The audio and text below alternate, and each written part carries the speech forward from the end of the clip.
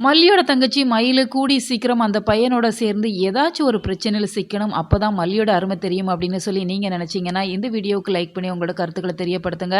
இப்ப மயில் திரும்ப வீட்டுக்கே வந்துட்டாங்க. ஏன்னா அவங்க அண்ணன் கூட போய் தங்க போறேன் அப்படிங்கிற மாரி தான் போயிருப்பாங்க. அவங்க அண்ணன் இல்ல அப்படிங்கிற மாரி திரும்ப ரிட்டர்ன் வரவுமே, மல்லி ரொம்பவே சந்தோஷப்பட தான் செய்றாங்க. "வா மயிலு சாப்பிடுறியா?" அப்படிங்கிற மாரி ரொம்பவே அக்கறையா கேட்குறாங்க. அது மட்டும் இல்லாம இந்த காலத்துல இருக்கிற பெண்களுக்கு இருக்கிற பிரச்சனை என்ன அப்படின்னு சொன்னா, அந்த வயசு கோளாறு இருக்க தான் செய்யும். அந்த சமயத்துல அந்த இன்ஃபாக்சுவேஷன் அப்படிங்கிறது வரத்தான் செய்யும். அதனால இந்த விஷயத்த நம்ம ரொம்பவே ஸ்மூத்தா தான் ஹேண்டில் பண்ணணும் அப்படிங்கிற மாரி மல்லி நெனைக்கிறாங்க. மயிலுக்கு லைட்டா அட்வைஸ் பண்ண தான் செய்றாங்க. மயிலு இந்த வயசுல வரது அப்படிங்கிறது சாதாரண ஒரு இன்ஃபாக்சுவேஷன் அப்படிங்கிற மாரி தான் வரும். நானுமே உங்க மாமாவ லவ் பண்ணி தான் கல்யாணம் பண்ணேன் பாரு. இப்ப வரைக்குமே அந்த லவ் அப்படிங்கிறது எங்களுக்குள்ள இருக்க தான் செய்யுது.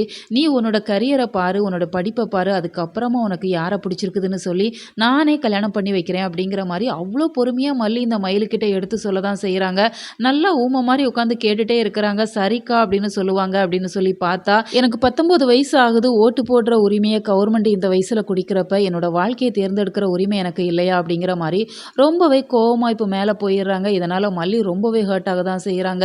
இந்த மயில எப்படி இதிலிருந்து வெளில கொண்டு வரப்போறோம் அப்படிங்கிற ஒரு சிந்தனை அவங்களுக்குள்ள இருக்க தான் செய்யுது அப்படின்னாலுமே, அடுத்ததா இந்த தீபிகா சும்மா இருப்பாங்களா? இந்த விஷயத்துல வேணா பின்வாங்கியிருக்கலாம். ஆனா அடுத்து இவங்கள எப்படி மாட்டி விடலாம்? எந்த பிரச்சனைய கொண்டு வரலாம்? அப்படிங்கிற மாரி தான் அவங்க தொடர்ந்து திட்டம் போட்டுட்டு இருக்கிறாங்க. இப்ப அவங்க ராஜி கூட கூட்டணி சேர்ந்திருக்கிறாங்க. ஏன்னா விஜயோட வீட்ல தான் ராஜி இருக்கிறாங்க அப்படிங்கிறதுல விஜய் மொபைல்ல இருக்கிற அந்த ஆதாரத்த டெலீட் பண்ணணும் அப்படிங்கிற மாரி அவங்க 2 பேருமே கூட்டு சேர்ந்திருக்கிறாங்க.